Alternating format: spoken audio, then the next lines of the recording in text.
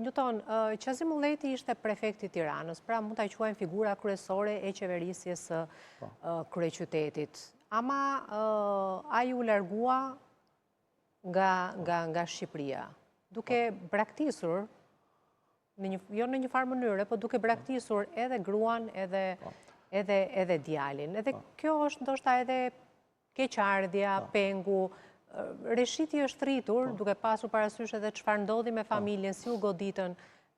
Ka qenë ndoshta një peng i madh i jetës së tij, pra që babai u rezervoi, ndoshta edhe pa dashur këtë lloj fati. Absolutisht, por për të kuptuar e ka vuajtur shumë braktisjen. Qazimi, si edhe shumë personalitete antikomuniste të kohës, që u larguan nga Shqipëria në ato muaj, pra po themi shtator, tetor, kur ishte bërë qartë që komunistët shumë shpejt do vinin në pushtet, duhet kuptojmë se cilat ishin rrethanat që e pamundsuan marrjen e familjes. Pse nuk e mori familjen? Jo vetëm nga Qazimi, por edhe nga bashkosit e tij, pra personalitetet të tjera antikomuniste të cilët u larguan pa pasur mundësinë që të merrnin familjen.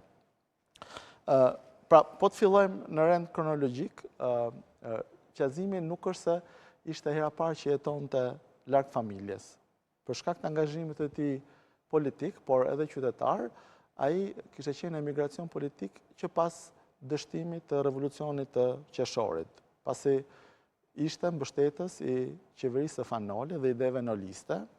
Dhe përpara se të vazhdojmë, sepse kam një mik që po na ndjek edhe më pyet, thot, të lutem, thot, pyet e Newtonin,